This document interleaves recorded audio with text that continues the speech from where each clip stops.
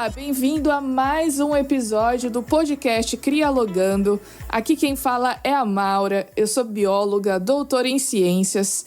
E nesse episódio a gente vai conversar sobre a Bíblia e algumas formas de interpretá-la, como a teologia liberal, a pós-moderna, histórico-gramatical, enfim. Não sai daí porque o episódio promete bastante.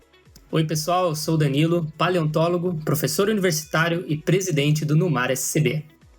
E aí, turminha, tudo bem? Eu sou o Christian Brito, sou doutor em Sociologia, professor universitário e diretor de ensino e extensão do Numar. Para dar a reforçada aqui no nosso time, a gente tem um convidado muito especial. Diz pra gente quem é.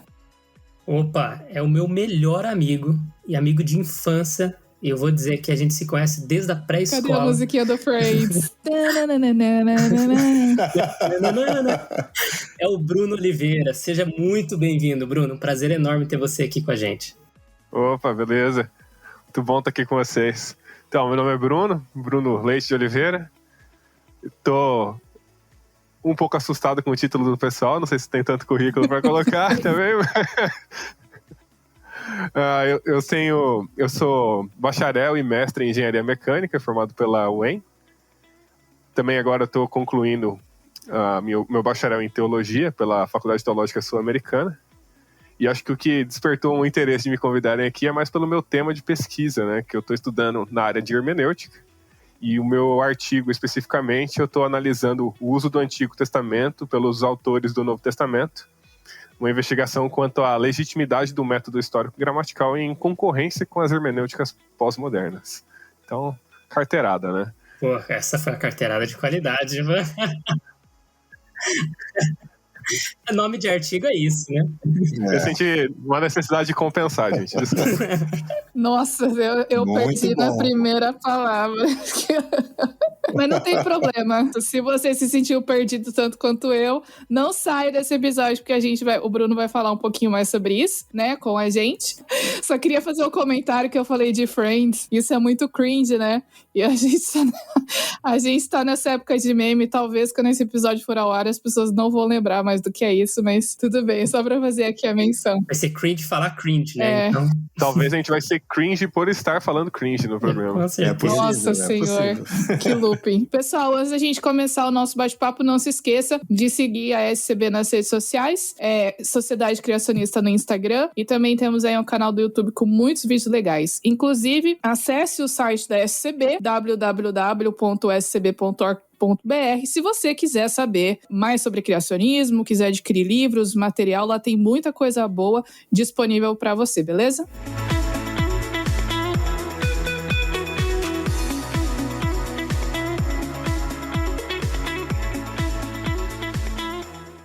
Bom, pessoal, vamos falar então sobre o nosso assunto. Estamos aqui ansiosos para conversar sobre a Bíblia e a autoridade da Bíblia. Ou seja, quando a gente vai ler o que está escrito ali e a gente vai interpretar aquela mensagem, sob qual perspectiva que a gente vai entender aquele assunto. Porque hoje em dia, muitas pessoas aí estão lendo a Bíblia e existe muita diferença em relação às formas de interpretação. Então, hoje a gente quer falar sobre a autoridade da Bíblia e o que isso tem a ver com o criacionismo. Eu queria perguntar aqui para o Bruno, o pessoal comentar também, sobre um tipo de teologia que é chamada de teologia protestante ortodoxa. É um tipo de teologia que também é conhecido como método histórico gramatical. Bruno, as premissas dessa metodologia de interpretação da Bíblia, quais são aí formam a base? Bem, na verdade, assim, quando a gente está falando de hermenêutica, né, que é justamente a arte da interpretação, a gente tem que levar em consideração quais são os métodos que são utilizados, quais são as premissas que são utilizadas para a interpretação. Então, assim, antes do método de todo o movimento protestante, a igreja católica e também a igreja primitiva já tinha outros métodos que ela utilizava, né? Então, acho que esse não vai entrar tanto no foco do que a gente tem a dizer. Mas a partir do momento que a gente teve a reforma protestante, especialmente ali com Lutero, com Calvino, e também daí vários outros teólogos que vêm junto, eles vão entender que para a gente interpretar a Bíblia corretamente, a gente precisa ter basicamente acesso a qual era a intenção do autor bíblico. Então, basicamente é isso. A interpretação ela é única, só existe uma interpretação para os textos bíblicos, para cada texto bíblico, e essa interpretação ela corresponde à intenção que o autor bíblico tinha ao escrever aquele texto, ou seja, aquilo que ele queria que os seus leitores, no contexto original, entendessem. Então, o método ele é chamado de método histórico justamente porque a gente precisa analisar os textos dentro da própria história dele.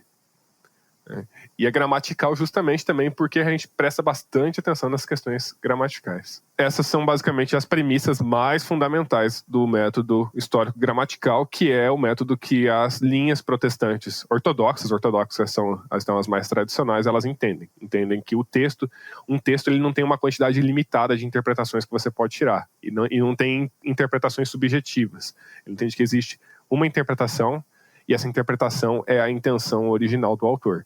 Então, ele vai e busca ter acesso a isso. Outro pressuposto, né, muito importante para o método histórico gramatical é a questão da autoridade da Bíblia, é justamente a questão da inspiração bíblica. Então, existem alguns pressupostos muito importantes. Um desses pressupostos que é colocado é basicamente que a Bíblia ela é inerrante. Então, sendo a palavra de Deus, ela é normativa. E por ter essa característica, de maneira geral, quando as pessoas adeptas desse método vão ler a Bíblia, elas entendem textos que são um pouco mais complexos, de uma maneira que elas tentam harmonizar esses textos uns com os outros. Né? E daí que surge aquele princípio de a Bíblia interpreta a própria Bíblia. Né? Você utiliza textos mais claros ou textos que são mais diretos em certos pontos para interpretar outros pontos que são considerados mais complexos ou de entendimento mais difícil. Justamente por aceitar esse pressuposto de como a Bíblia ela é inspirada por Deus e ela é inerrante, então é impossível que haja contradições dentro dela. Então textos mais claros e simples podem explicar textos mais complexos. Então é como dizer que é um livro só. Não são só vários livros juntos, mas por ser inspirado por Deus, acabou se tornando um só livro, a Bíblia. Por isso que de Gênesis a Apocalipse a gente consegue conectar tudo e não ter contradição nenhuma, independente de contexto histórico, ou contexto cultural, ou até do próprio escritor, né? É nesse sentido? Tem bastante disso, sim. Eles realmente é entendido que existe uma narrativa bíblica que unifica todas as coisas, né? Especialmente a história do reino, né? Jesus como personagem principal da história bíblica, como tudo sendo conectado pela intenção do Espírito Santo, né? Apesar de ter vários autores, é um único autor que conduz todos, o Espírito Santo. Então esses são pressupostos que são assumidos nesse método histórico gramatical. O que o método histórico gramatical não vai dizer é que todos os textos bíblicos têm que ser interpretados da mesma maneira.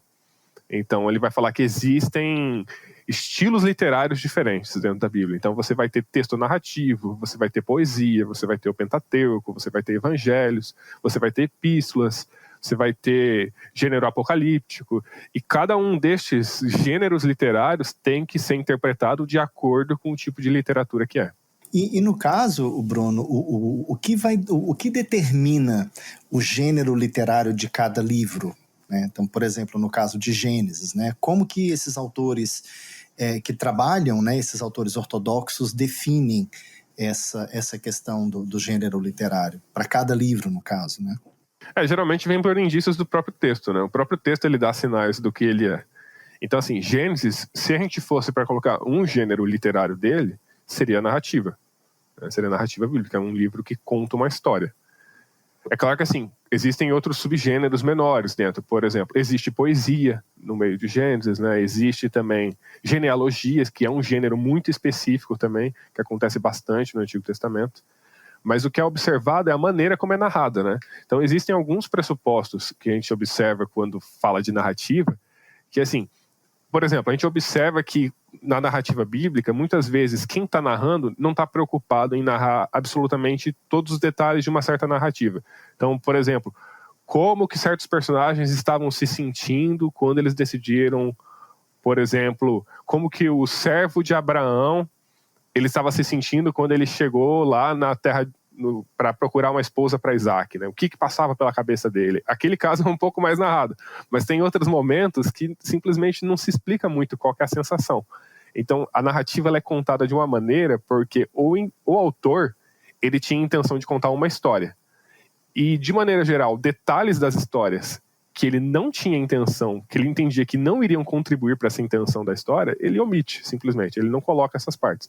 Então, isso é uma coisa importante, porque, basicamente, o gênero literário de narrativa, ele não é um gênero que é como se fosse uma biografia, que ele tenta esmiuçar todos os detalhes do acontecimento. Ele não é um relato, por exemplo, de um jornal que está tentando explicar exatamente o que aconteceu, né? Não que ele esteja sendo impreciso, é só que ele entende que certos detalhes não precisam ser contados porque não contribuem com a intenção que o autor tinha. No episódio passado, eu falei de um tweet, né, aqui do Twitter, que eu vi de um pastor. Aí você estava falando sobre essa questão da Bíblia interpretar a si mesmo. E aí eu lembrei desse pastor também que publicou uma outra coisa. Eu vou ler aqui o tweet dele, e aí não sei se a gente pode trocar alguma coisa em relação a isso. Ele diz assim, que a interpretação que começa com "eu não tenho pressupostos e deixo a Bíblia interpretar a si mesma", carrega o risco de acabar em abuso e manipulação de pessoas, corpos. Pois quando o argumento é "não sou eu, é a Bíblia", a violência é justificada e o intérprete toma o lugar de Deus. É isso mesmo? Tipo, será que essa questão da Bíblia interpreta a Bíblia e eu consigo ser objetivo o suficiente e tirar a pessoa da interpretação? Isso pode ser usado como subterfúgio para, sei lá, talvez abusar, né, entre aspas, de pessoas, ou você tentar colocar o seu argumento como sendo a verdade? Isso que ele falou é muito, muito característico de uma outra hermenêutica, de um outro método hermenêutico que é o que está em voga no momento, inclusive, né, que são as hermenêuticas pós-modernas. Porque uma das primeiras coisas que a hermenêutica pós-moderna ela compreendeu é que não existe neutralidade. Não existe leitura de texto, e é qualquer texto, não precisa ser texto bíblico, não existe leitura de texto que seja imparcial. Então, qualquer pessoa que faça uma interpretação pós-moderna, ela vai acusar as outras pessoas e falar, não, você não está fazendo uma interpretação neutra. Você não está simplesmente deixando a Bíblia se interpretar. Você está colocando os seus pressupostos, você está colocando a sua visão de mundo, você está colocando as suas experiências, você está colocando a sua maneira, como você gosta de crer no texto. Essa é a acusação que os pós-modernos fazem. E, de certa maneira, é pelo menos um questionamento justo de ser feito, né? Tem esse ponto. É lógico que, assim, acho que a gente vai acabar comentando um pouco mais daqui a pouco sobre hermenêutica pós-moderna, mas, pelo menos nesse ponto, foi um questionamento justo. É claro que, assim, essa crítica que foi feita pela hermenêutica pós-moderna, num primeiro momento, não foi ao método histórico-gramatical, mas foi ao método histórico-crítico, né? Em relação a isso, né, da neutralidade, a gente tinha até falado no outro podcast que todo ser humano está fadado a ter uma opinião e ter uma visão. Isso é normal. Mas eu acho que é interessante essa questão do histórico-gramatical, que a gente tenta filtrar um pouco dessa nossa tendência de interpretação se baseando no que o próprio texto já está oferecendo. Porque a Bíblia, ela é ultra rica em detalhes, em informações, principalmente se você abrir as comportas do grego, do hebraico e do aramaico. Aí é uma enxurrada de detalhes e coisas que a gente pode se basear para poder interpretar o texto bíblico. Então, eu acho que nessa visão, ela acaba filtrando um pouquinho essa tendência natural que nós temos de interpretar as coisas do nosso jeito. Acontece? Claro que acontece. Quando nós vamos ler, vamos meditar, vamos ponderar a Bíblia, isso acontece. Mas eu acho que colocar a Bíblia em primeiro lugar, no sentido de que ela vai definir o que é verdadeiro ou não, o que um texto quer dizer ou não, acaba filtrando um pouquinho essa inclinação. E eu queria dar um exemplo aqui rapidinho, que eu acho que talvez facilite, o Bruno pode até complementar se é nesse sentido que ele quis dizer, né? Mas, por exemplo, pegando Gênesis, que a gente mencionou aqui, pegando Gênesis, tentando fazer esse exercício de comparação. Como ele disse, Gênesis tem vários estilos literários ali, apesar de ser uma grande narrativa, né? O livro como um todo. Então a gente pega, por exemplo, temos os primeiros 11 capítulos de Gênesis, que geralmente a gente quebra mais para análise, né? Porque está contando meio que as origens, inclusive desde a origem da humanidade como Adão e Eva, ou dos povos lá na Torre de Babel. E depois, a partir do capítulo 12, nós temos Abraão, a promessa e tudo mais. Então, é como se fosse uma nova fase, digamos assim. Só que existe essa quebra e não existe, né? Porque no fim das contas é um texto contínuo. E é interessante que muitas pessoas interpretam assim, falam, os primeiros capítulos de Gênesis não é bem assim, é um pouco poético, tem que interpretar diferente, dá aquela flexibilizada no texto. Só que é interessante o seguinte, bem no meio nós temos genealogias. E é interessante que as genealogias pegam Adão, que está lá no começo, e colocam em pé de igualdade com Abraão, que está lá no final. E coloca a descrição desses personagens, quanto tempo eles viveram, quais foram os filhos que eles tiveram, quando eles tiveram esses filhos, e coloca em pé de igualdade esses dois personagens. Um cara tão importante para a história bíblica como Abraão, e coloca em pé de igualdade com Adão, que muitas vezes é colocado como um homem hipotético, que não era bem isso, ele representava a humanidade e coisas assim. Só que no fim das contas não era bem isso. O próprio texto está colocando em pé de igualdade, conectando essas duas pessoas como seres humanos normais. Só complementando, inclusive, isso que o Danilo acabou de colocar, a gente pode estender essa percepção que o Danilo trouxe, inclusive para o Novo Testamento, né? Você vê no livro na carta que Paulo escreve aos Romanos, inclusive, o Paulo, não só em Romanos, mas Paulo faz em vários momentos uma conexão direta entre Adão e Jesus. Ele chega a chamar Jesus de o último Adão, né? O primeiro Adão e o último Adão. Né? E não faria sentido você conectar uma figura que não existe com uma figura que nós sabemos que existe, que é Jesus, para você sustentar um argumento. Né? Então, também a gente percebe isso no Novo Testamento, né? Só complementando isso que o Danilo comentou. Né?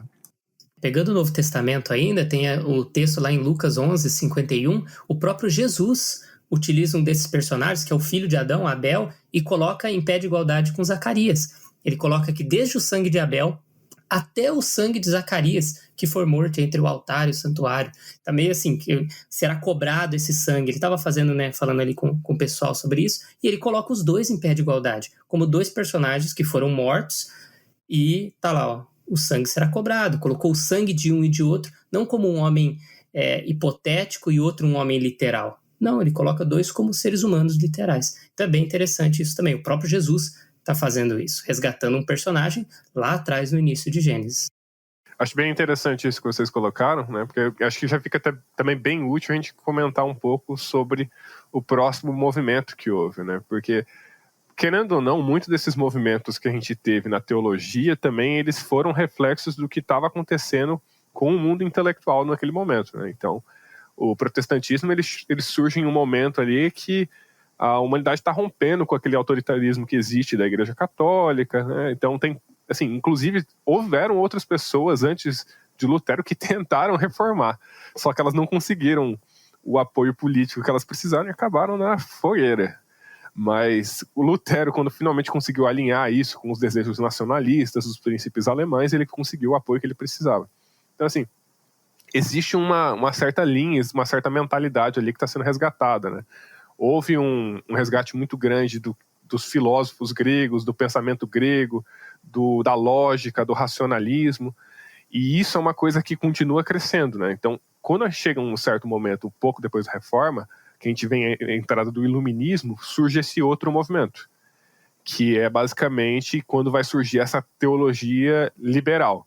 E é importante já diferenciar bastante aqui, antes que alguém pense que teologia liberal se refere a práticas mais liberais, né, como geralmente alguém pode pensar alguma coisa assim, pode estar relacionado com, de repente, alguma teologia feminista, ou alguma coisa relacionada com LGBT, alguma coisa do tipo. Não, isso está mais para a pós-moderna. Tá?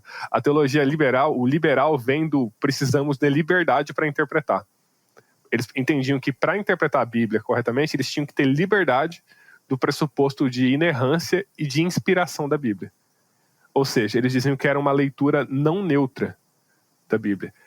Então se buscava essa neutralidade científica, quando a ciência começa a florescer, quando grandes descobertas começam a ser feitas.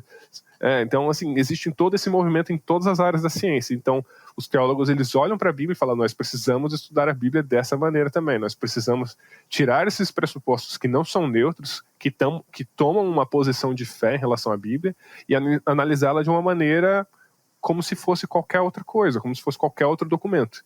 Então, esse é o primeiro pressuposto da teologia liberal, que utiliza o método histórico crítico. Basicamente, a Bíblia tem que ser analisada livre desses pressupostos de inerrância, de inspiração. Eles se dizem analisar a Bíblia de um ponto de vista neutro. Então, por exemplo, esses dias atrás, eu peguei a tese de doutorado de um pastor que ele falava a respeito, acho que dos primeiros capítulos de Gênesis, por exemplo. Isso seria o método histórico crítico. Ele analisou o livro, essa parte, como um livro, e não considerando todos esses aspectos teológicos que estão por trás.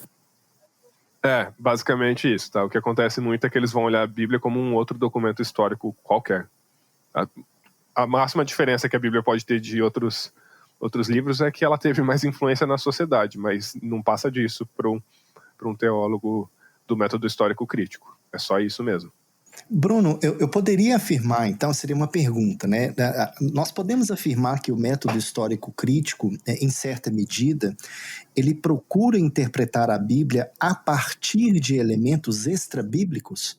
Com certeza, com certeza. A Bíblia, pro método histórico crítico, não é autossuficiente. Não é o suficiente para você entender ela. Então, é buscado muita investigação no contexto histórico. Isso não é uma coisa que seja negada exatamente pelo método histórico gramatical, né, pelos protestantes ortodoxos. Buscar na história, procurar entender o contexto. Mas o protestante ortodoxo, no fim das contas, ele vai preferir a Bíblia à história que está em volta ali.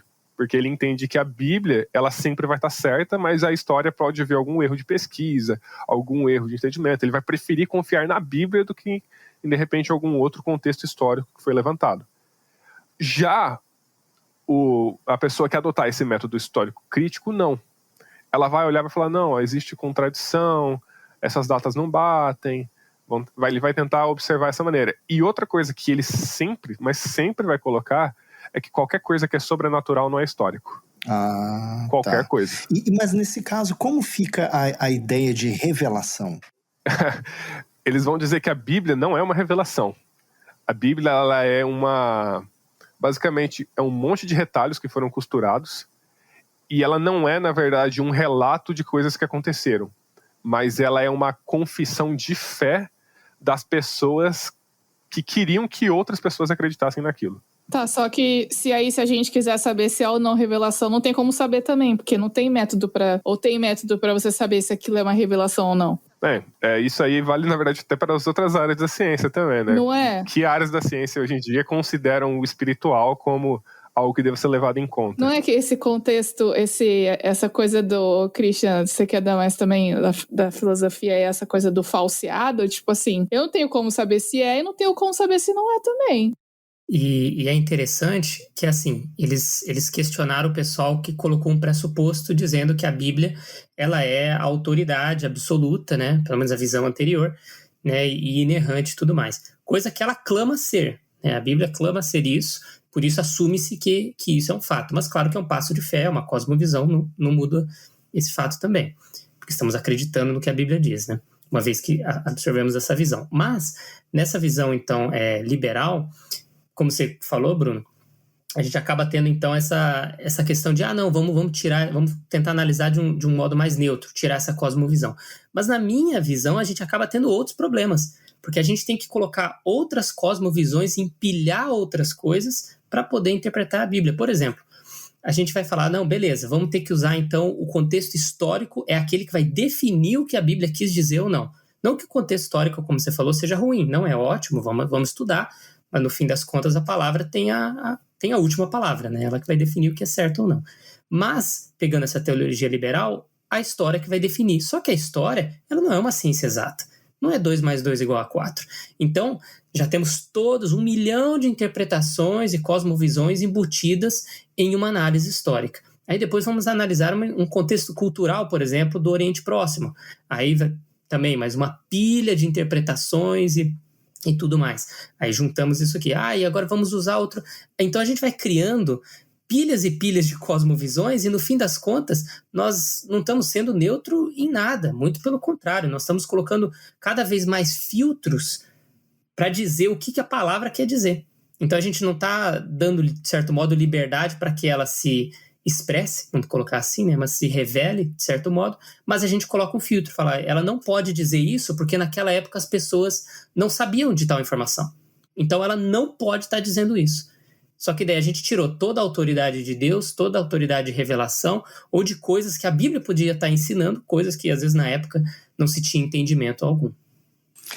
Inclusive, seguindo, né, mais uma vez a linha do que o Danilo colocou, né, eu ia até perguntar para você, né, Bruno, existe unanimidade no meio crítico quanto ao modo com o qual a Bíblia deve ser interpretada? Ou seja, né, você tem como você falou, eu vou lançar mão de uma série de aparatos, né, sociológicos, históricos, antropológicos, né, hermenêuticos, fenomenológicos, mas existe alguma unanimidade ou o que você percebe são diversas críticas?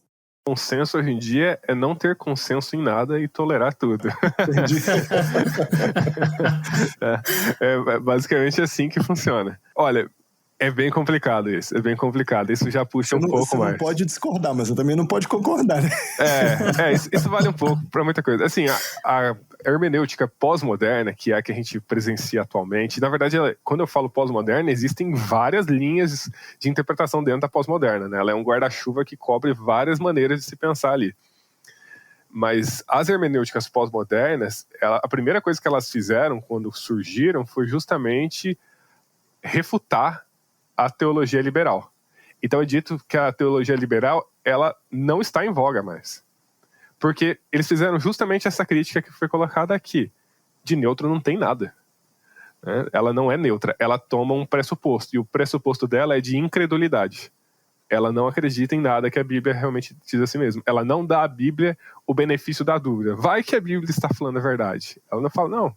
Ela entende que simplesmente aquilo que a Bíblia afirma, tudo que é no sentido espiritual, tudo aquilo que é no sentido miraculoso, não é histórico. Então, provavelmente, não pode ser entendido como sendo plausível. Antes de entrar nesse assunto um pouco mais da hermenêutica pós-moderna, eu só queria comentar, porque como eu acho que o podcast ele tem um foco um pouco mais no criacionismo, né? Ele tem essa questão. Então, Gênesis é um tema muito importante. E Gênesis, na verdade, todo o Pentateuco, ele é alvo de estudo muito forte dos teólogos liberais. Então, assim, Danilo, você comentou dos primeiros 11 capítulos, né, que eles dividem a Bíblia. Eles dividem muito mais do que só em duas partes de Gênesis. Com certeza. Tá? Uma das teorias preferidas da galera é a teoria documental. Ela vai dizer basicamente que o Pentateuco, ele não é de autoria exclusiva ou talvez sequer com participação de Moisés. Você diz a liberal ou a pós-moderna? A pós-moderna, ela pegou muita coisa da liberal. Mas você está se referindo à liberal agora. Isso ainda é discutido hoje em dia. É um tema que tem que ser discutido academicamente, sempre. Tá? Então, assim, o que ele vai falar? Essa teoria documental, ela vai falar que todo aquele movimento, tudo aquilo que você encontra nos textos do Pentateuco, dos 5 primeiros livros da Bíblia, é, na verdade, o resultado de um processo editorial que aconteceu muito provavelmente ou no exílio ou no pós-exílio. Tá? Então o que acontece? Eles vão olhar que existem documentos, existem pelo menos 4 fontes documentais, as teorias mudam bastante, tá? Essa é uma das principais críticas que eles mesmos têm sobre esse ponto. Não existe consenso nenhum na teoria documental. Que existem fontes documentais diferentes e que cada fonte documental, ela basicamente tinha um interesse a narrar as histórias de uma maneira. Então, só para ter um exemplo, capítulo 1 de Gênesis conta a criação naquele formato dos 7 dias. Capítulo 2 de Gênesis vai contar a criação num formato narrativo um pouco diferente. Conta Deus, não é só Deus falando, fala que Deus formou o homem do barro, plantou um jardim, né? Então muda um pouco. O que eles vão falar? Vão falar, capítulo 1 é uma fonte, o capítulo 2 é outra fonte. Foram pessoas diferentes que escreveram isso. E depois algum editor juntou isso no livro de Gênesis. E eles vão dizer, por exemplo, eles vão falar, por que então que a criação em 7 dias? Bem, basicamente porque a fonte que escreveu esse texto da criação em 7 dias, eles vão dizer que a intenção das pessoas que editaram isso era favorecer o culto javista, né, o culto do Deus Jeová, que era realizado de maneira de 7 dias, que era sempre focado em processo de 7 dias, o sacerdote era consagrado em 7 dias, o sábado era no 7º dia. Então eles tinham a intenção de fazer um relato de criação que favorecesse a maneira de culto deles. Isso que os críticos históricos vão dizer sobre a Bíblia nesse sentido. Vão falar, foi construído dessa maneira porque os escritores desse texto tinham essa intenção. Eles vão colocar outros textos, por exemplo, textos que descrevem lá, por exemplo, se não me engano, em Êxodo ou Levítico, que fala da consagração do sumo sacerdote. O sumo sacerdote ele é ungido com óleo, a exemplo dos reis, como Davi foi ungido, por exemplo. Por quê? Eles vão falar, não, porque no pós-exílio não existia mais reis sobre Israel. Quem eram os líderes eram os sacerdotes. Então eles queriam legitimar o poder político deles e por isso eles inseriram naquele texto que o sumo sacerdote era ungido com óleo, que era um sinal claro de que Deus aprovava a liderança deles. Então assim, é tudo construído baseado no que eles entendem como sendo o interesse dos editores posteriormente. Então Gênesis ele vira um retalho, ele é totalmente costurado, ele vem de várias fontes. Eles vão falar, por exemplo, o relato do dilúvio tem pelo menos 2 relatos ali costurados e por aí vai. Então Gênesis... É como se nós tivéssemos um cânon, aliás, vários cânons dentro de um cânon, né? Existiram várias fontes ali, com certeza. Uhum. Eu acho interessante, tem um autor, a gente pode até falar mais dele depois, mas inclusive eu já mostrei para alguns de vocês que ele montou um gráfico mostrando linhas conectando os capítulos da Bíblia, quando cada capítulo se refere a alguma coisa que outro capítulo estava falando.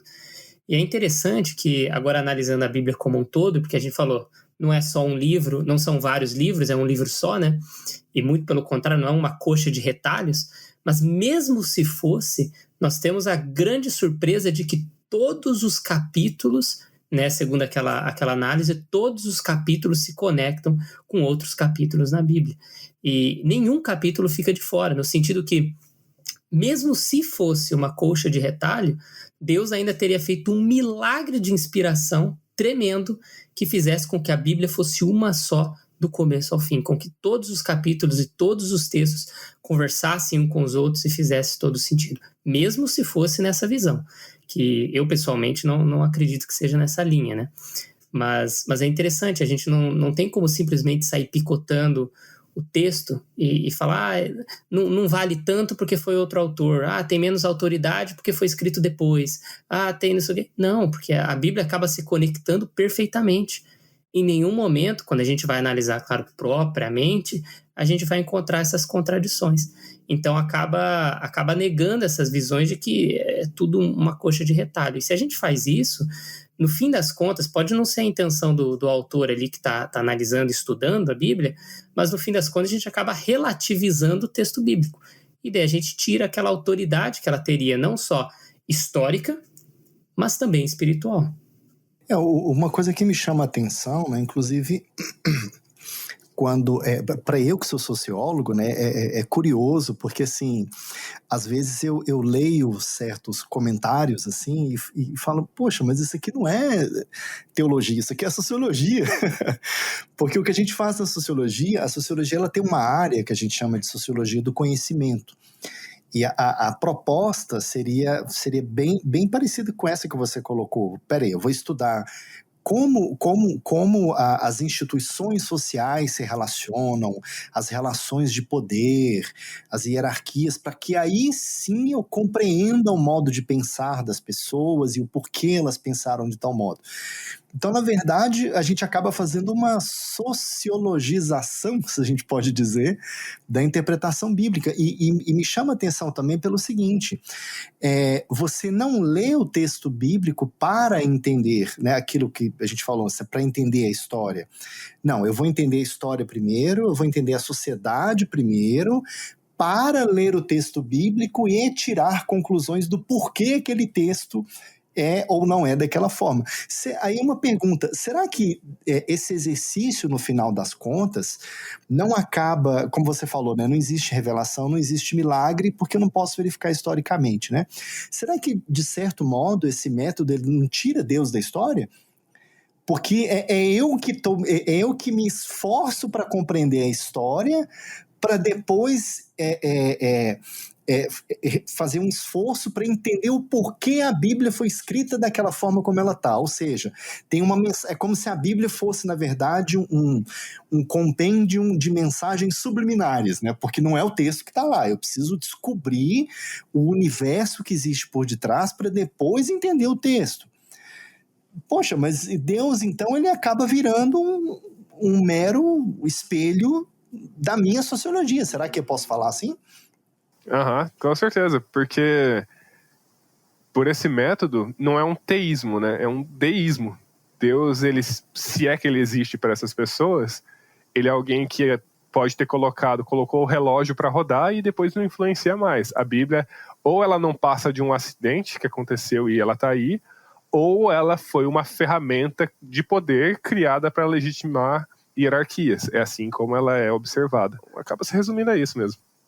E outra coisa que me chama a atenção, daí eu queria te perguntar sobre isso também, é uma percepção minha, posso estar enganado, mas eu já percebi, assim, vários pregadores que abraçam o método histórico crítico. Então, assim, como que eu sei disso? O cara vai dar uma aula no seminário e ele abre o leque, não... Né, a teoria documental, diversas críticas, a Bíblia é repleta de contradições, principalmente o texto os 11 primeiros capítulos de Gênesis. Mas quando você vê a mesma pessoa pregando no culto de domingo, ali no púlpito, ela usa o texto de Gênesis como ele está escrito. Você não vê o cara ali no púlpito relativizando e falando de antropologia, de sociologia, de história. O cara pega o texto normal, não, porque a serpente tentou Eva e Adão, foram expulsos do paraíso e segue. Daí ele tira os princípios, né? Mas você já percebeu isso? E nesse caso, por que isso acontece, acaba ocorrendo? Eu já presenciei isso, né? Eu já vi alguns pregadores fazendo isso aí. Uma coisa que eu vejo bastante gente tratando, né? Que existe essa pressão, né, dentro da igreja, especialmente quando você vai para esse lado mais acadêmico. Porque não é chique na academia você defender um método ortodoxo. É muito mais interessante você defender um método crítico, um método que vai colocar a posição de autoridade não na própria palavra, mas em quem analisa, no método crítico, né? Inclusive, acho que tem uma frase que eu não vou saber citar de quem que ela diz que primeiro, para a Igreja Católica, a autoridade de interpretação da Bíblia era do Papa. O que os protestantes fizeram foram tornar a Bíblia o Papa de papel. Olha então, só. O crítico, ele vai falar agora, o novo Papa é o crítico. É ele que determina qual que é a interpretação, né? Então, muda nesse aspecto. Uma coisa que é dita, inclusive, por pessoas que tentam fazer essa conciliação, né? Existe sempre essa tentativa de conciliação de coisas que têm pressupostos diferentes, que complexo, né, no mínimo. O que eu vejo muita gente fazendo é falar que os 11 primeiros capítulos da Bíblia, ou talvez mais especificamente os 3 primeiros capítulos da Bíblia, se trata de um gênero literário específico. Eles chamam esse gênero de mito da criação. Eles vão falar, não, esse é um gênero que existe em outras culturas, como a babilônica, por exemplo, e tem que ser interpretado dessa maneira, como sendo uma resposta cultural a outros mitos de criação. Então, algumas vezes é feito dessa maneira. Só que daí eles entram numa contradição hermenêutica. Porque se fosse para analisar a Bíblia dessa maneira, você não pode tirar um monte de lição que é tirado daquele texto, como a origem harmoniosa do mundo, o mundo como sendo criado de maneira perfeita, a introdução do pecado e a decadência a partir dessas coisas. Se você tira todos esses elementos, se você tira o Adão e Eva histórico de lá, se você tira essa literalidade lá e entende como sendo simplesmente ou um relato não histórico, ou uma resposta à mitologia de outras culturas da região, você não pode tirar essas interpretações. Só que você empobrece muito o texto, porque existe um motivo para esses relatos estarem no começo da Bíblia. Eles são o fundamento de toda a teologia que é construída em sequência. Se você tira esse fundamento, você não consegue depois justificar, por exemplo, por que Jesus teve que morrer pelos pecados. Como que você explica a decadência da Terra? Esse tipo de coisa recebe uma resposta muito pobre quando você tira isso. Então é muito tentador, mesmo para essas pessoas, apesar de fazerem essa crítica em círculo acadêmico, quando se trata de teologia de púlpito, elas têm que voltar para uma coisa que realmente faça sentido de pregar. Inclusive, Bruno, uma coisa que eu concordo com isso que você falou, né? E uma coisa que me chama muito a atenção, né? Por exemplo, eu já até já conversei, né, com algumas pessoas sobre isso. Um texto muito forte para mim é o texto de Romanos capítulo 5. Que fala que por meio de um homem, né, o pecado entra no mundo, e por meio de um homem também, né, Cristo Jesus, o pecado, o perdão dos pecados, né? E aí eu já vi algumas pessoas comentando, né, desculpa, daí tem uma outra passagem que fala, né, o salário do pecado é a morte, por meio de um homem a morte entra no mundo, Romanos 5,16, se eu não me engano, né? E aí eu já vi pessoas comentando, não, mas aquela morte ali que está se referindo é morte espiritual apenas. Mas você falou uma coisa muito chave aí, né? Que é o que eu penso também. Eu falo, poxa, mas peraí, se a morte que entrou... Aliás, o negócio já complica... não, Adão não existe, então peraí, então você me explica como que o pecado entrou. Daí também a gente vai criar várias teorias que não estão na Bíblia. Então você vai criar alguma coisa, ou vai buscar isso em algum texto extra-bíblico, né? Mas tudo bem, deixa essa parte para lá. Mas assim, se, né, essa morte é apenas espiritual, no caso de Romanos, por que cargas d'água Jesus morreu fisicamente? Né? E o texto de Colossenses, no capítulo 1, inclusive, fala exatamente disso. O sangue dele foi derramado na cruz para que todas as coisas fossem reconciliadas com o Pai de novo. O texto é muito claro. Né? E ele fala mais, né? Coisas que estão nos céus e na terra. Né? Então, quer dizer, não dá para... Eu acho muito difícil você relativizar um texto como esse, né? Porque ele fala dessa materialidade da ressurreição de Cristo, e ele constrói os argumentos pressupondo essa materialidade, essa historicidade dos primeiros capítulos da palavra. Né? Ai, gente, pra mim é só falar assim, ó, a Bíblia eu não acredito não, tá? Deixa aqui do lado, deixa eu viver do jeito que eu acho que tem que viver a minha vida. Porque, tipo assim, cara, não tem como. Pra mim, é assim, eu vejo dessa forma. Ou você aceita aquilo, esse relato como sendo histórico, que vai fazer com que todo o resto da Bíblia tenha sentido, ou você nega toda a Bíblia e vai procurar outra filosofia de vida para seguir. Vai ser budista, vai ser hindu, vai ser, sei lá, entendeu? Agora, você interpretar a Bíblia para adequar aquilo às tuas convicções, então, por exemplo, cara, evolução. Não tem, sabe? Tem que ser evolução. Ah, mas eu gosto muito de Deus, eu acho muito legal e essa força e eu sinto e tal. Então, peraí, como que eu vou fazer para juntar os dois? Aí junta. Mas aí você acaba formando um negócio que é muito embolado e aí no fim você não entende direito as duas coisas, sabe? É igual vocês estavam falando. Se eu interpreto esses mitos, essas histórias como sendo mitos, e o resto da Bíblia. Se eu interpreto aquilo como sendo mito, então todas as referências em todas as outras partes na Bíblia, que, por exemplo, o Novo Testamento, que Jesus faz, que Paulo faz, que Pedro faz, que João faz, então peraí, todo mundo tá falando de mito? Como que alguém vai atribuir uma verdade tamanha e colocar, não sei, talvez ensinamentos tão importantes baseado em mito? Então não faz sentido, né? Eu lembro de estar numa sala de aula uma vez, falando sobre... O tema era Gênesis especificamente, e falando de autoridade da palavra e tudo mais, e chegou nesse ponto. O pessoal estava trazendo tantas coisas assim que... era tão vazio, sabe? Esse não era o objetivo, o único objetivo de Gênesis era falar que Deus criou, ou foi um texto emprestado ali de sei lá, do Egito, e sabe, umas histórias assim, e foram tantas coisas, e eu tentando justificar, né, explicar para as pessoas a implicação desse nível de interpretação, que no final a conclusão foi essa. Falei, pessoal, porque se a gente assume que tudo isso que foi dito aqui, né, pelos alunos é verdade, rasga a Bíblia, joga ali no lixo e sai pela porta. Por que você está aqui estudando a Bíblia? Era um curso que estavam estudando a palavra e tudo. Eu falei, por que vocês estão aqui? Não faz o menor sentido. Mas daí tem um problema daí. Tem um problema. Tem um problema, porque você não tá entendendo direito o interesse da galera, Danilo. O povo quer criticar o texto, mas o povo não quer largar Jesus. Jesus é um cara muito legal. Entendeu? Só que isso é uma coisa que eu falei para eles. Jesus é socialista, né? Jesus, ele tava no meio dos pobres. Jesus é o que você precisar que ele seja, entendeu? Exatamente. E foi uma coisa que eu até trouxe para eles, que já foi dito aqui, mas eu queria reforçar esse ponto, que afeta inclusive o próprio sacrifício de Cristo, dependendo, não só a interpretação de Gênesis, mas de toda a Bíblia, né?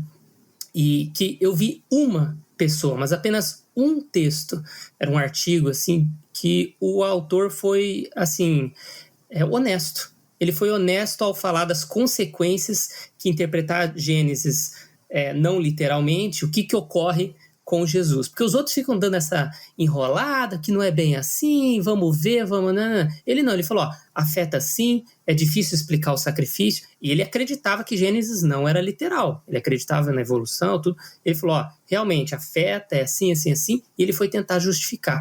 Foi um texto que dava tanta dor de ler, era tão grotesco a tentativa de justificativa, que os outros, eles dão uma mamaciada, mas ele não, ele foi cru e honesto. Então era dolorido para ver como estragava. E chegava no ponto que ele mesmo afirmou.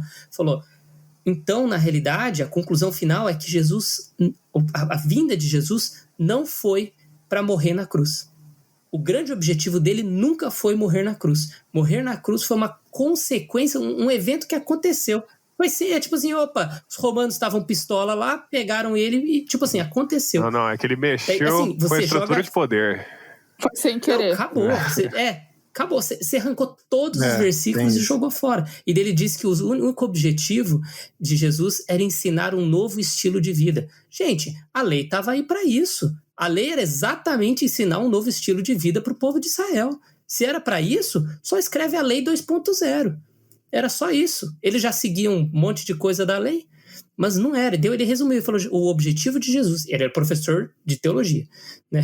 Que o objetivo de Jesus era simplesmente ensinar um novo estilo de vida. Ou seja, joga todos os versículos, inclusive aquele que diz que Deus já tinha esse plano dele morrer antes do princípio dos tempos. Ele já sabia que isso ia acontecer, né?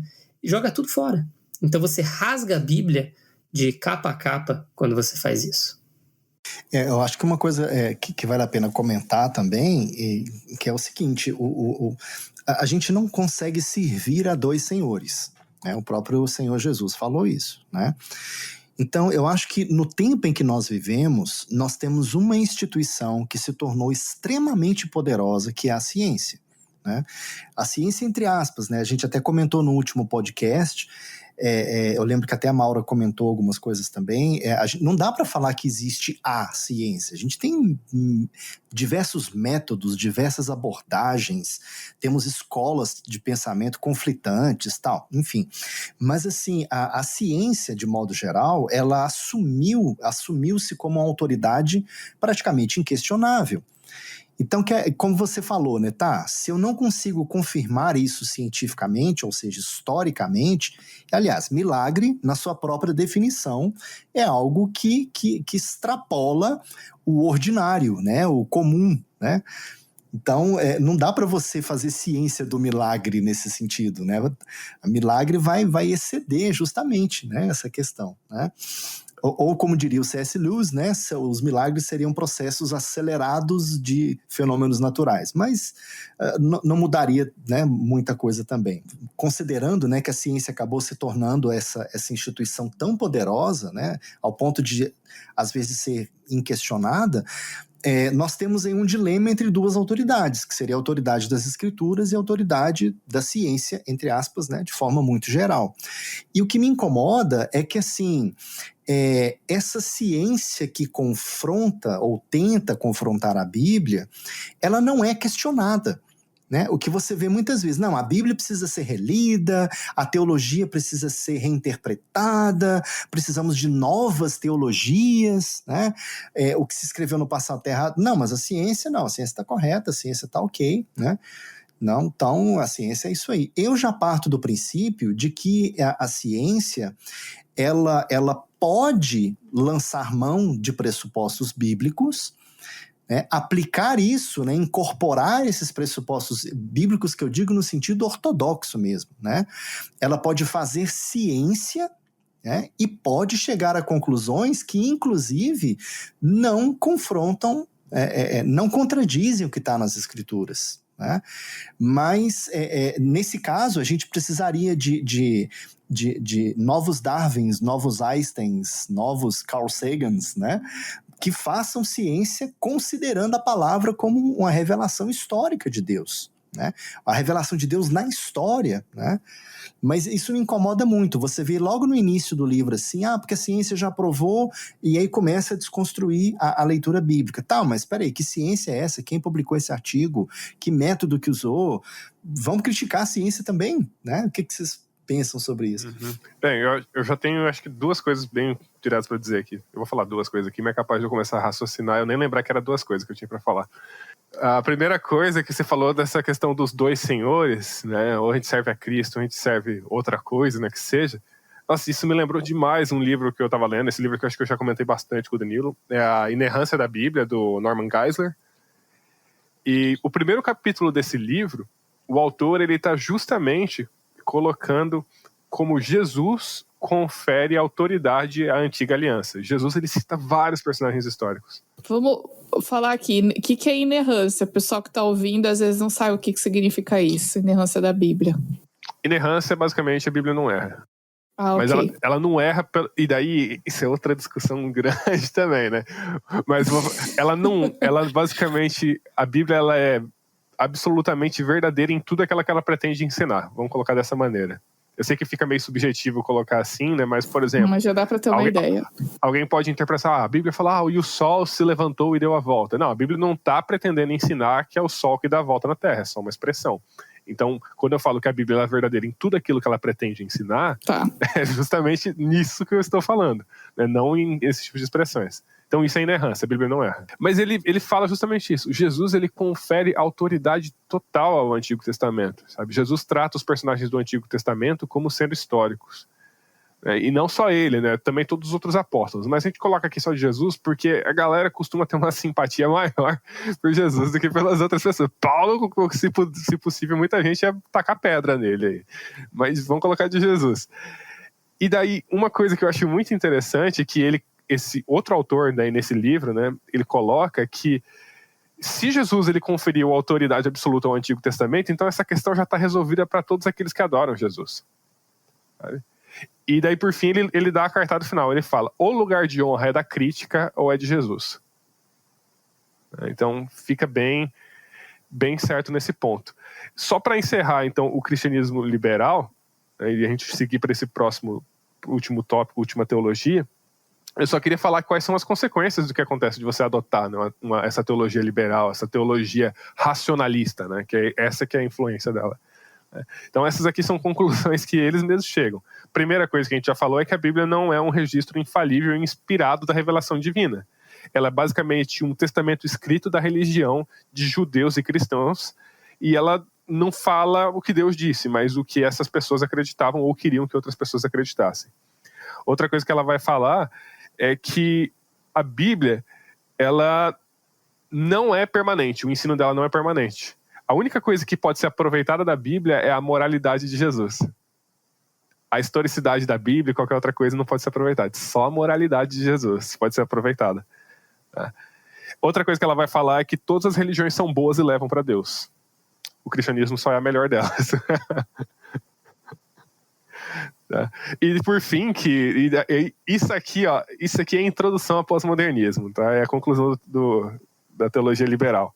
O caráter de Deus é de puro amor e sem padrões morais. Todos os homens são seus filhos e pecado não separa ninguém do amor de Deus. A paternidade de Deus e a filiação divina são universais. Olha só, essa cara, universalismo. Universalismo, né? Em relação acaba caindo, né? Porque afinal de contas, se você remove vários desses parâmetros que são baseados em aspectos históricos da Bíblia, não faz mais sentido você ficar defendendo esse tipo de coisa.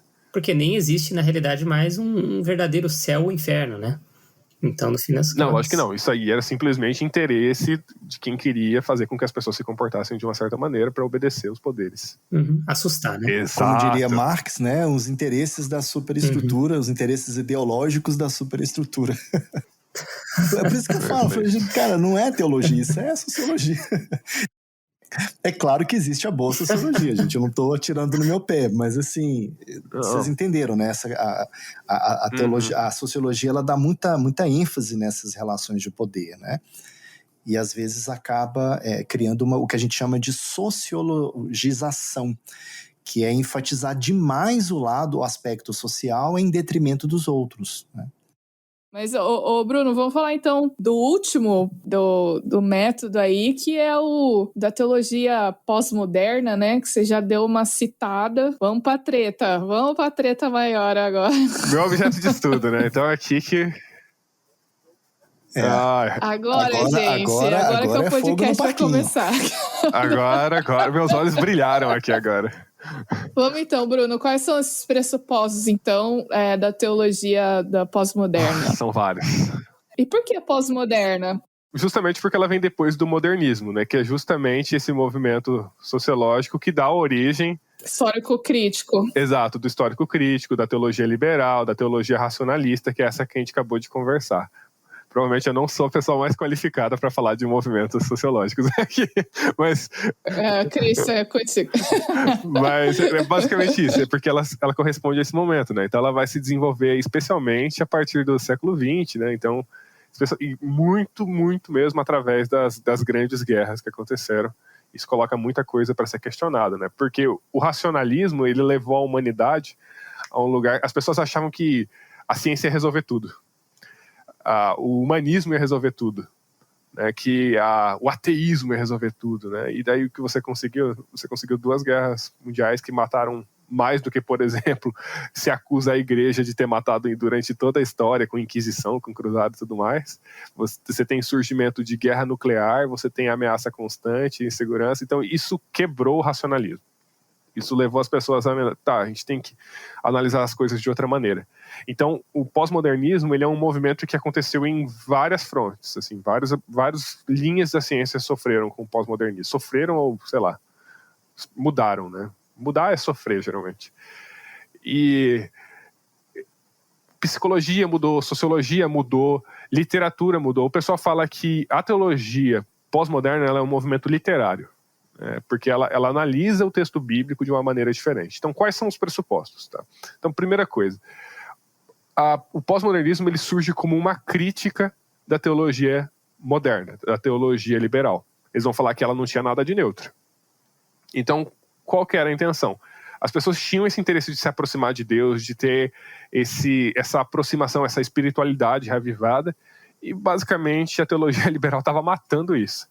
E além mais desse tratamento crítico dela, eu até peguei aqui um dos livros que eu estou fazendo de referência, porque vocês notaram que essa questão de luta de poder, de ferramenta de legitimação, foi uma coisa que a gente já falou várias vezes aqui. Só que nenhum desses argumentos é utilizado realmente pela teologia liberal. Isso é coisa da teologia pós-moderna. E daí eu estou com um livro aqui pós-moderno, que ele vai falar basicamente por que teve que ser adotada essa teologia. Basicamente, uma coisa que o método histórico crítico concorda com o método histórico gramatical é que só existe uma interpretação correta. Ambos concordam nisso. Elas só vão chegar a conclusões diferentes. O método pós-moderno ele vai falar que você dizer que só existe uma interpretação correta é uma legitimação de poder. O poder só está na mão de teólogos europeus, ricos, brancos e por aí vai, heterossexuais e, enfim, segue a lista de privilegiados. Agora as coisas começam a se encaixar, né? Começa a Olimpíada do privilegiado, né? Aí você vai...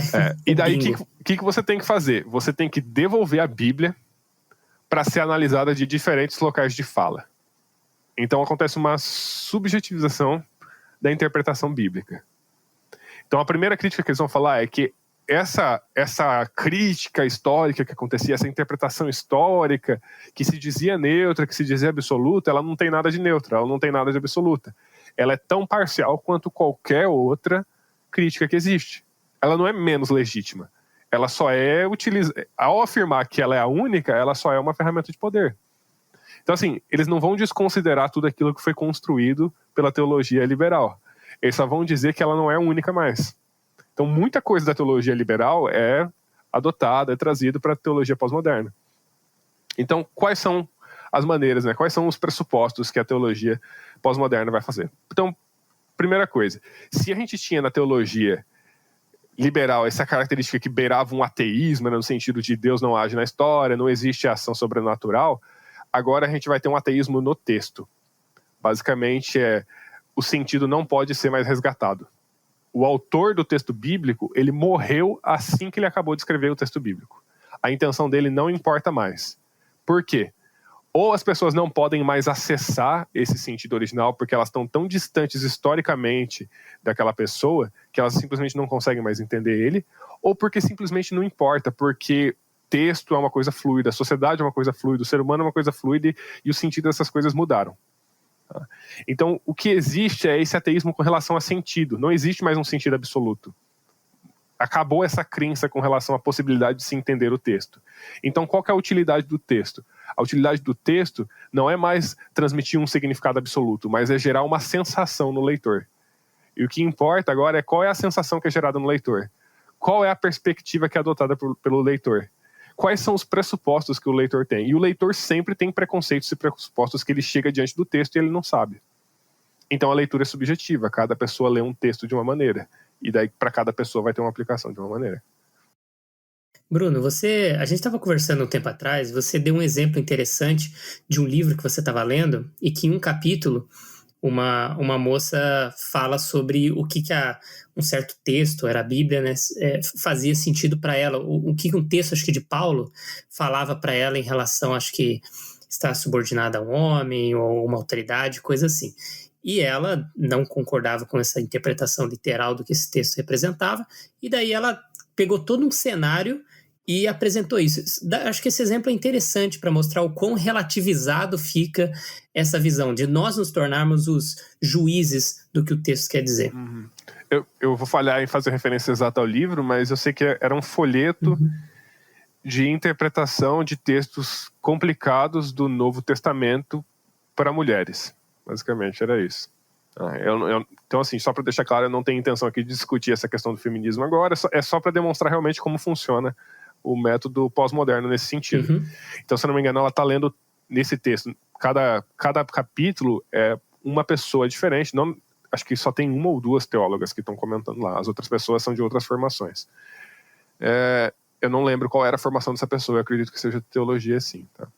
Mas ela lê o texto de Tito 2, que fala sobre a mulher se submeter ao homem, e daí fala que as mulheres mais velhas, mais experientes, deveriam ensinar as mais novas atitudes, comportamentos, né? Eu não vou fazer a referência exata agora do texto. E daí esse texto que, obviamente, ele gera uma certa indignação, né, em uma postura dessas linhas, a interpretação que ela faz, ela coloca diante da própria experiência para ler o texto. Então, se eu citar corretamente a história aqui, essa pessoa, ela é lésbica e ela tinha relacionamento com uma outra mulher mais velha. E daí ela interpreta o texto, ela entende o texto e fala assim, realmente, eu aprendo de uma mulher mais velha, da minha parceira. Então é dela que vem essa interpretação. Então, assim, isso demonstra como que a experiência pessoal dela leva ela a interpretar o texto. Ela traz o texto para a realidade pessoal dela e não para o contexto que Paulo tinha naquele momento, quando ele escreveu aquele texto. Assim, isso demonstra como funciona esse mecanismo do pós-modernismo. E uma coisa assim, na verdade, um fragmento de texto, né? Ela pegou uma perícope, né? E estabeleceu uma interpretação, né? Aquilo que o Danilo falou no começo é muito importante, né? A gente precisa sempre considerar a Bíblia como um todo, né? De Gênesis a Apocalipse. Exato. E eu acho que o que acontece muitas vezes, em várias linhas teológicas, claro, mas cada vez mais você relativiza a Bíblia, muitas vezes, acho que até às vezes não tão intencional, mas é o que acontece, só que a pós-moderna deixa isso de modo mais escancarado, é o fato de que você está interpretando a Bíblia por questões morais pessoais. A gente está sempre tentando, nós como seres humanos, isso é natural de nós sempre estamos tentando maquiar e fugir, e eu digo todos nós, né, fugir do nosso próprio pecado, ou omitir o nosso próprio pecado. Então, é interessante que a moça ali no caso, estava em pecado, estava vivendo uma vida que não é bíblica mesmo, utilizou o estilo de vida dela, que já estava errado, para interpretar o texto e fazer com que o texto justificasse o estilo de vida dela. Então, acaba-se utilizando isso para justificar o nosso posicionamento, a nossa interpretação que nós já temos, E não de entender o texto e falar, nossa, esse texto está me dando quase um tapa na cara, eu preciso mudar, preciso corrigir, né? Preciso me arrepender. Não, é o contrário, né? A gente coloca a nossa experiência para defender a nosso próprio estilo de vida. Então, assim, o pós-modernismo ele é um movimento bastante complexo, né? E dentro do pós-modernismo a gente já teve várias alterações que aconteceram. Então, assim, um dos movimentos que tem mais fortes agora é o desconstrucionalismo. Não vai rolar. Alguém fala, por favor, essa palavra. Desconstruir. Eu acredito que seja essa a palavra. Desconstrucionismo? Desconstrucionismo, isso. Travou minha língua completamente aqui. E, por exemplo, esse movimento ele é muito extremo, porque ele vai realmente destruir qualquer possibilidade de significado de qualquer texto. Então, ele é muito extremo. Mas a gente tem posturas que são mais amenas com relação à Bíblia dentro do pós-modernismo. Então, um exemplo, trazendo de novo essa questão da autoridade bíblica, né? Porque, assim, o pós-moderno, ele vai colocar o eixo de autoridade aqui, desloca de novo. Agora não é mais do crítico, o crítico acadêmico, agora é do leitor. Né? O leitor que tem a autoridade sobre o que é escrito ali no texto, sobre o que deve ser entendido do texto. Então, por exemplo, mas tem gente que vai ter esse preciosismo pela Bíblia, que vai tentar entender que a Bíblia é inspirada, tá? Tem muita gente aí que realmente vai entender a Bíblia dessa maneira. A gente tem os neo-ortodoxos, né, que eles são, se não me engano, seguidores do Karl Barth, né, se não me engano. Isso mesmo. Esse que é o nome do teólogo, um teólogo extremamente importante. Só por curiosidade, Bruno, o Karl Barth, ele seria mais pro pós-moderno, porque tem essa coisa do neo-ortodoxo, né? Mas qual seria a diferença, então, do neo-ortodoxo pro pós-moderno? O neo-ortodoxo, ele tá dentro do pós-moderno. Perfeito, legal, entendi. Uma coisa interessante para deixar bem claro, né? Enquanto assim, então o ortodoxo vai ser as igrejas tradicionais que entendem a Bíblia como sendo sem erros e histórica, né? Então o que ela diz como ser no sentido histórico realmente aconteceu no sentido histórico. O Karl Barth, ele vai defender que a Bíblia ela é confiável, ela é inspirada, mas ela não é necessariamente histórica. Então assim, ela é revelação de Deus, mas ela não é necessariamente histórica. E esses são os neo-ortodoxos. Eles voltam a defender a autoridade da Bíblia, eles voltam a colocar importância na Bíblia, eles só vão dizer que a Bíblia não tem autoridade no que se trata de sentido histórico e científico. Então, essa é uma característica. Uma outra coisa que é bem parecida nesse sentido é uma crítica que costuma ser feita daí aos ortodoxos mesmo, sobre a questão do argumento da inerrância da Bíblia, que é essa coisa da perfeição da Bíblia. Eles dizem que é um argumento falho, é uma falácia que existe nesse argumento. As pessoas, eles falam assim, como o ortodoxo ele olha para a Bíblia e a Bíblia fala que ela é inspirada por Deus, eles partem do pressuposto que por ser Deus perfeito, tudo aquilo que vem dele também é perfeito. Eles falam, mas a Bíblia não afirma isso de si mesma em nenhum momento.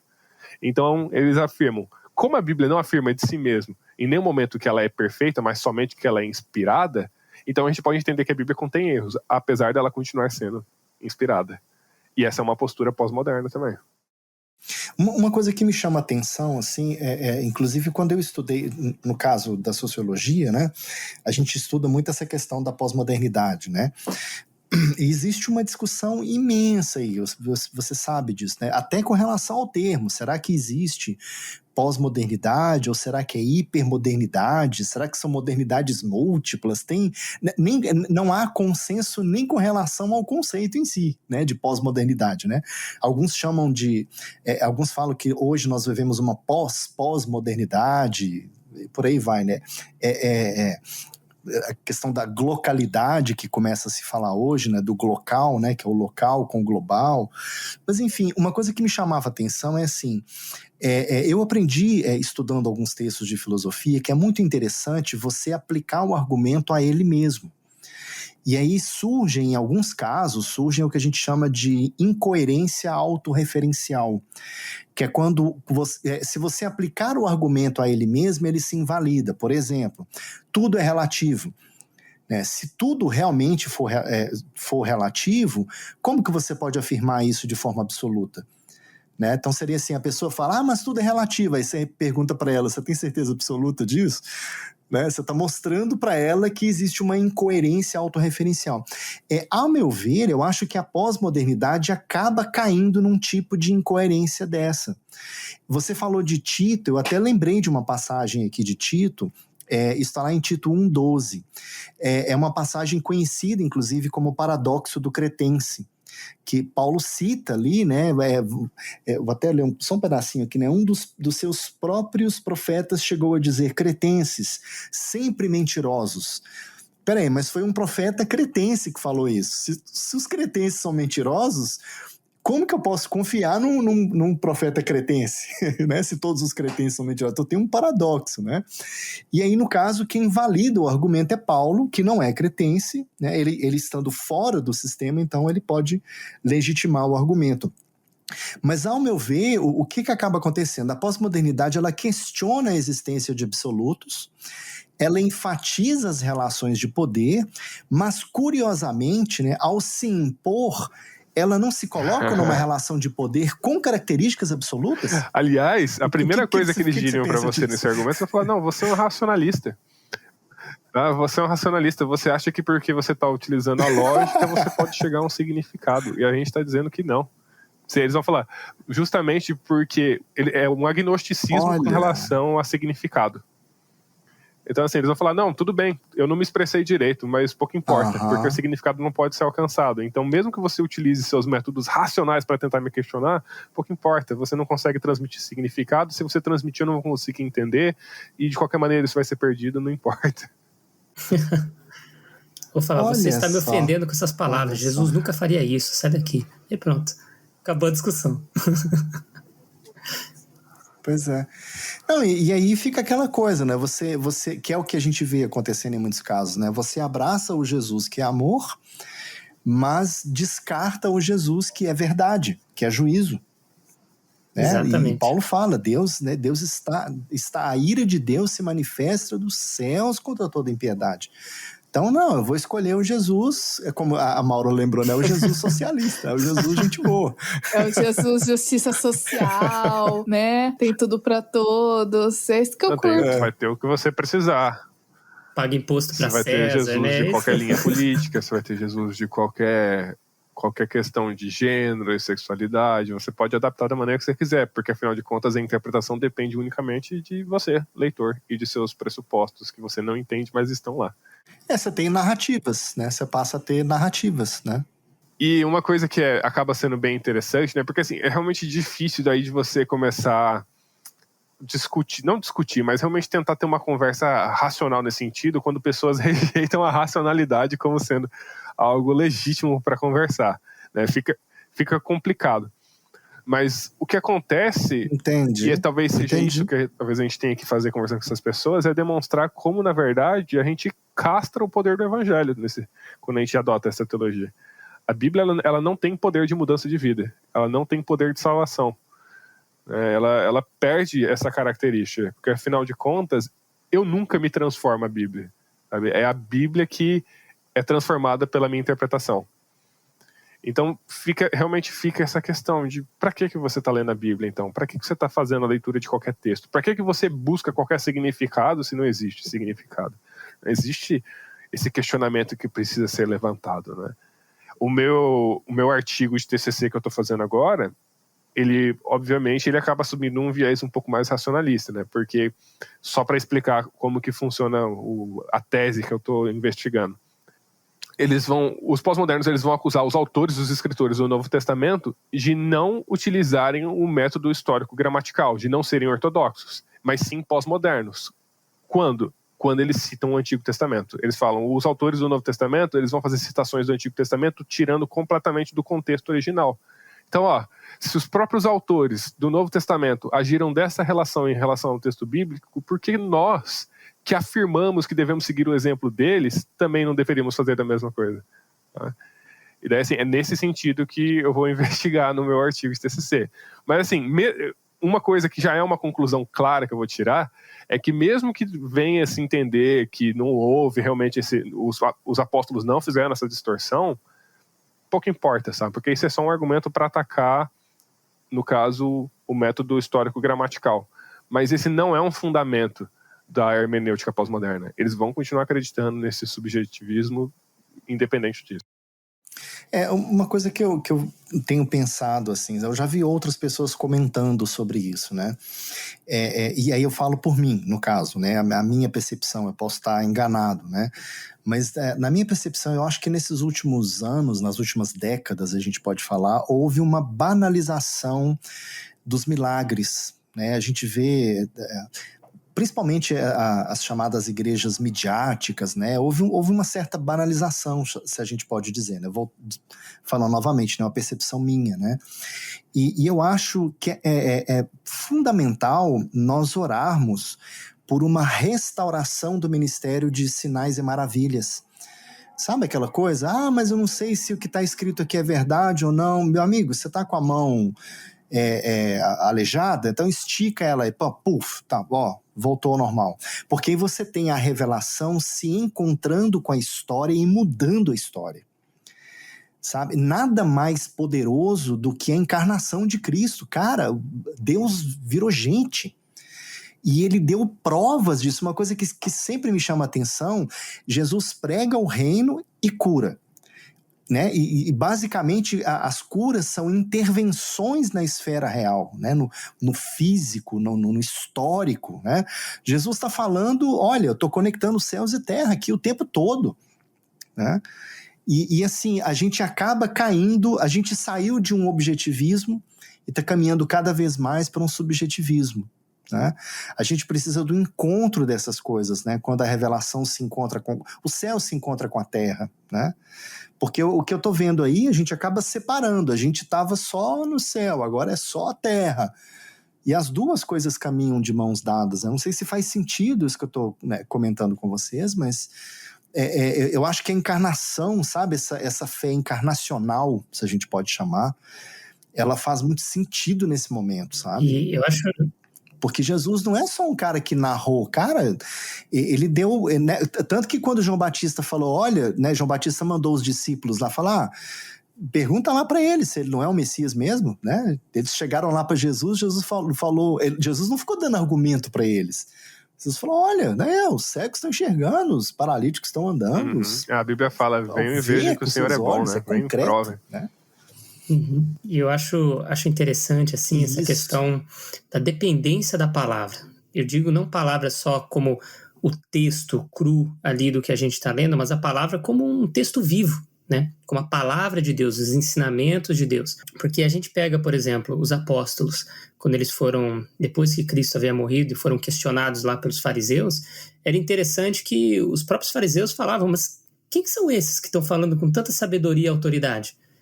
E, gente, alguns lá eram, sei lá, pescadores ou o que for, não eram pessoas tão instruídas quanto os próprios fariseus. Então, assim, pro ouvinte aí, que às vezes está um pouco preocupado, fala, meu Deus, eu preciso entender profundamente alguma linha ou teológica, ou entender demais da palavra e tal. É importante conhecimento, com certeza, mas eu acho que muito acima disso é o seu relacionamento com Deus.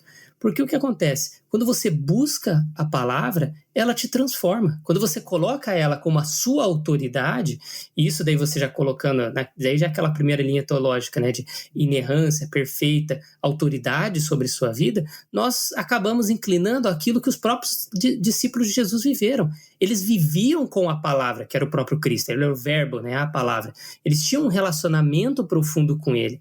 Então não era questão só de um grande conhecimento e profundo teológico, de contextos culturais ou históricos e tudo mais. Eles tinham relacionamento com a verdade. E hoje nós temos o grande benefício que boa parte dos personagens que estavam lá no Antigo Testamento não tinham, que é o próprio Espírito Santo vivendo em nós, que nos traz entendimento e clareza da palavra. O que eu digo aqui não é relativizar no sentido de o que você disser que ouviu de Deus, então é absoluta verdade. Eu não estou dizendo isso para cada um sair ouvindo coisa. Mas ouça, por favor, ouça o que a palavra quer te dizer. E digo isso no sentido assim, não é só sair interpretando do seu jeito, não. É se submeter à palavra. E o que eu digo assim? Quando a gente está falando sobre ciência, nós nos colocamos superiores ao nosso objeto de estudo. Né? Temos aqui pesquisadores e tal, e quando, inclusive até na parte da sociologia, apesar de ser mais abrangente, não ser uma ciência exata, mas se faz isso, nós colocamos o nosso conhecimento superior ao conhecimento social e tudo mais. Isso dentro da física, dentro da biologia e tudo mais. Nós nos colocamos superiores. O nosso conhecimento é que vai interpretar o que aquele objeto de estudo quer dizer, ou o que ele representa, ou o que ele quer nos ensinar, ou que conhecimento nós vamos extrair. A Bíblia, o nosso relacionamento com Deus tem que ser o contrário. Nós temos que ir abaixo e nos submetermos, falar, Deus, é você que é a autoridade aqui, me ensina, fala comigo. Então colocar esse desafio, muito além de você tentar pautar uma linha teológica na hora de interpretar a Bíblia, na hora de estudar, que vai acontecer, é natural isso, mas você se submeter a Deus. Você ter um tempo de, quando você vai estudar, ou mesmo estudar, se você está estudando teologia, pessoal, faça isso, se submeta, coloca diante de Deus esse seu tempo, para que você deixe então Deus te ensinar e trazer a verdade profunda que às vezes está lá, que às vezes você nem com todas as suas forças entenderia, mas Deus pode trazer clareza. Eu lembro que quando eu estava fazendo um curso fora de fundamentos bíblicos, os momentos mais difíceis que eu tive de estudo da palavra foi quando eu estava tentando pelas minhas forças entender o que o texto estava querendo dizer. Gente, eu sofria, me dava agonia profunda, porque eu nunca chegava às vezes na conclusão pré-definida que eu tinha, e eu perdia por completo a mensagem que o texto realmente queria falar, porque eu não estava deixando Deus falar, eu estava que o meu conhecimento falasse. Então, esse eu acho que é o grande desafio do cristão hoje, eu acho que esse deve ser o nosso foco, de renunciarmos à nossa visão e nos submetermos à palavra de Deus. É aquela coisa, né? A Bíblia é um livro sobrenatural, então a gente precisa de um poder sobrenatural para entendê-la. Por isso que é importante a gente pedir, né, esse poder do Espírito Santo, a sensibilidade, os insights, a direção, porque eu já senti isso muitas vezes. Às vezes eu acordo com alguma dúvida, ou quando eu começo a ler a Bíblia, ou, enfim, e vou lendo, às vezes eu tenho algum pensamento assim, e logo depois eu já consigo ter a resposta ali mesmo, sabe? E é engraçado porque é uma conversa. Mesmo que você não fale em voz alta, ou você ouça a voz em voz alta, você acaba tendo essa troca. E às vezes é muito louco isso. Orando assim e pedindo, e aí na própria oração já vem um pensamento, e aí aconteceu muito isso comigo. Orando, vem um pensamento, tipo, fala com essa pessoa, faz isso, eu vou lá e faço dar certo. Então isso não é só um pensamento, isso é Deus falando com a gente, sabe? Então, eu acho, e eu tava ouvindo vocês falarem, e eu fico pensando assim, será que se eu ler a Bíblia da forma correta, ou seja, se eu me colocar diante desse livro com uma postura humilde, pedindo a Deus instrução, orando pelo Espírito Santo, para Ele me direcionar e para que eu esteja aberta para entender o que a Bíblia tem para falar para mim, será que esses tipos de interpretações aí, pós-moderna, histórico-crítica, será que tem espaço para isso? Eu fico me perguntando essas coisas, entendeu? Será que, ou isso é tipo assim, pessoal que, deixa eu estudar a Bíblia aqui para ver qual que é a história por trás dela. E aí não tem essa preparação antes, porque eu acho que para ler a Bíblia você tem que ter uma preparação, né? Eu acho que é justamente nesse sentido que eu quero fazer um comentário, talvez final aqui já, da minha participação, pelo menos. Uma acusação que eu achei, assim, bem... me chamou a atenção, sabe? Interessante. Não sei se vocês já viram essa página no Instagram, é Naked Pastor. Ele é bem... Já sigo. Viu? Ele é pós-moderno, tá? Então, assim, ele é bem pós-moderno. Assim, então, provavelmente você foi identificando quando a gente foi conversando aí as características nele, né? E, assim, eu lembro de uma tirinha especificamente que ele estava acusando algumas idolatrias que a igreja tem. E uma das idolatrias que ele colocava era que a igreja adora a Bíblia como sendo a quarta pessoa da divindade. Fala assim, não, dá uma autoridade divina à Bíblia no sentido como se ela fosse o próprio Deus. Tá? E eu estava ouvindo uma bibliolatria, exatamente. Eles vão acusar nesse sentido. Bibliolatria, não, isso é uma né? bibliolatria, tá dando autoridade muito além do que a Bíblia realmente se intencionou dizer. Então, é essa acusação. Mas uma coisa que a gente tem que levar em consideração quando a gente vai falar dessa questão é que, primeiro, assim, a Bíblia, ela não se coloca na posição de Deus, sabe? Ela não se coloca como sendo realmente uma pessoa que faça parte. mas ela não se coloca como sendo pouca coisa também, né? E daí às vezes a gente vai do 8 ao 80 assim, sem considerar as coisas. Quando a gente vê o que a Bíblia fala sobre ela mesma, né, e ele vai acusar isso de ser um argumento circular, mas a gente tem que dar o benefício da dúvida para a Bíblia, é que a Bíblia ela fala que ela é um instrumento criado pelo Espírito Santo. É o Espírito Santo agindo na história, na vida de homens e mulheres, para que o seu registro, a sua mensagem, a grande narrativa de Deus, não só da queda, mas da restauração e da nova criação, ela pudesse ser acessível para todos nós. A Bíblia ela é um feito maravilhoso. Antes da gente ter um texto bíblico, qualquer revelação de Deus, a gente dependia de pessoas que fossem intermediários, de profetas, de oráculos, de pessoas que conseguiam ler sinais, pessoas que diziam ter um acesso completamente único a Deus. As pessoas não podiam ter acesso à Bíblia. A Bíblia é a resposta de Deus à humanidade dizendo que todo ser humano deveria ter acesso a ele. Todo ser humano pode ir e ter acesso à palavra de Deus. E assim conhecer do caráter de Deus e da intenção de Deus para a vida dessas pessoas. Então a Bíblia ela não é autoritativa porque ela é uma pessoa da divindade. Mas ela é autoritativa porque ela é uma ferramenta do Espírito Santo. Ela é a espada do Espírito Santo. E desrespeitar a Bíblia nesse sentido é perigoso. Se você desrespeitasse, por exemplo, a espada de um grande rei, você pode ter certeza que essa espada ia rodar no seu pescoço, tá? A Bíblia ela é a espada do Espírito Santo, ela é a maneira como o Espírito Santo utiliza para falar com a gente, né? Através dos preceitos dela, através da mensagem dela. Então não, a gente não faz uma bibliolatria aqui, a gente não adora a Bíblia como sendo Deus, mas a gente agradece a Deus por ela, porque ela é demonstração da graça de Deus. E por fim, com relação a todos esses métodos críticos, a nossa postura como pessoas tocadas pelo Espírito Santo, sendo transformadas conforme o caráter de Jesus, é observar com amor, sabe? É observar realmente assim, existe alguma coisa que pode ser aprendida? Existe alguma crítica que eles fizeram que realmente é válida? Sabe? Então, por exemplo, uma crítica que o método histórico, crítico, né, que a teologia liberal fez, é que se dava muito valor à tradição. Então, assim, existia um preciosismo extremamente grande naquilo que era a tradição. E algumas coisas realmente talvez não sejam tão de acordo com a tradição. Então, assim, você ter dúvidas, você questionar, claro, até um certo ponto, é um comportamento saudável. Sabe? Esse racionalismo e não mais essa coisa de depender simplesmente de uma doutrina é uma coisa que é interessante. Eu acho que um comentário legal, por exemplo, é quando você fala, né, Calvino, por exemplo, eu já vi esse comentário, achei legal, né? Não, Calvino não era calvinista.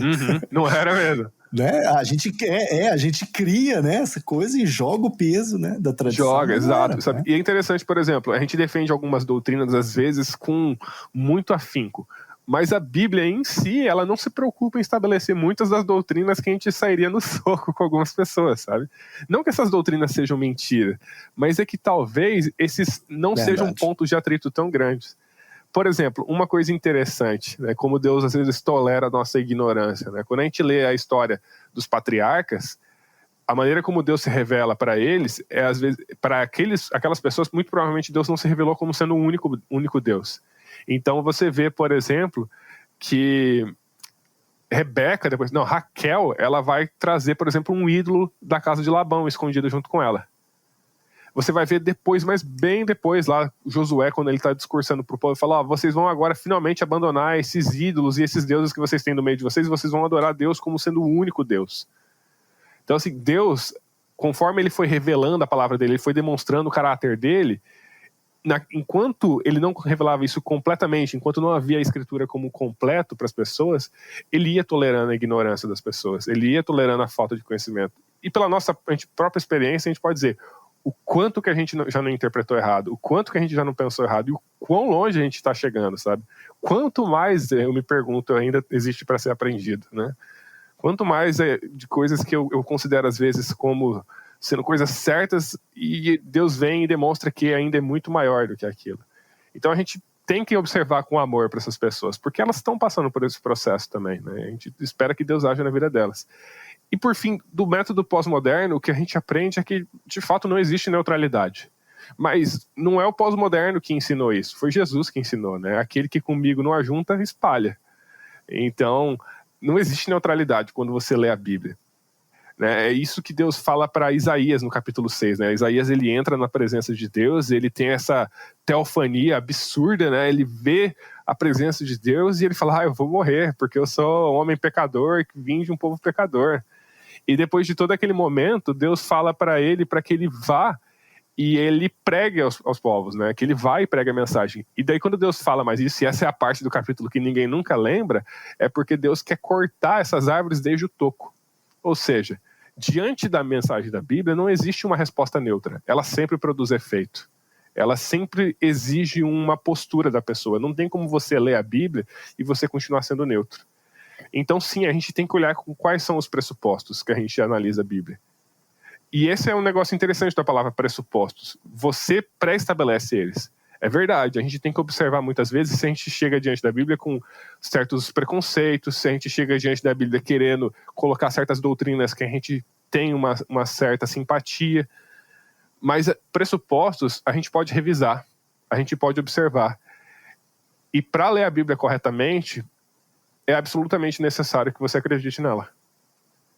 Se você não acredita nela, ela não vai produzir o efeito que ela foi criada para produzir. Esse é o pressuposto que você precisa. Então, não, os cristãos ortodoxos, o método histórico-gramatical, ele não diz que é neutro. Não, ele diz que ele possui uma postura sim, e essa postura é de crença na Bíblia. Bom, pessoal, nosso episódio vai ficando por aqui. Esse bate-papo que foi muito interessante, aprendi demais. Bruno, muito obrigada por estar aqui conosco no nosso humilde podcast. Espero que a gente possa se encontrar em próximas oportunidades. E eu queria deixar um minutinho agora, Bruno. Não sei, considerando tudo que a gente falou, qual seria, assim, a sua última mensagem para a galera aí que aprender mais sobre criacionismo e ouviu o nosso episódio até agora? Eu acho que se você está aqui, talvez você tenha muito em comum comigo, que é essa curiosidade de aprender, né? Você tem essa sede, essa fome de conhecer a verdade. Se você está buscando pelo caminho da Bíblia, bem, eu vou falar nos termos pós-modernos. Na minha opinião, você está seguindo pelo caminho certo. Buscar conhecer a Deus, buscar a entender a palavra dele é um excelente caminho, sabe? Não tem realmente outro caminho melhor do que esse. O cristianismo não é simplesmente uma experiência de vida mais interessante que as outras. Jesus, ele afirma, né? Ele é o caminho, a verdade e a vida. Se não for por ele, não vai rolar. Então, a gente dá valor a isso, a gente ama a Bíblia, a gente acredita que a mensagem dela é transformadora, porque a gente entende que ela é fruto do trabalho de Deus, e tudo que vem de Deus é bom. Muito bom, gente. Foi muito bom, então, o nosso episódio. A gente se vê no próximo, né? Com certeza com um tema super relevante também. Até lá, gente. Valeu, abraço. Até mais, um grande abraço. Valeu, Bruno. Valeu o convite, gente. Muito obrigado. Esse podcast tem apoio do estúdio Feel the Basic. Quer gravar uma música autoral, cover ou precisa de edição de áudio? Liga pra gente 4498-812-5130 ou contate pelo Instagram Feel the Basic.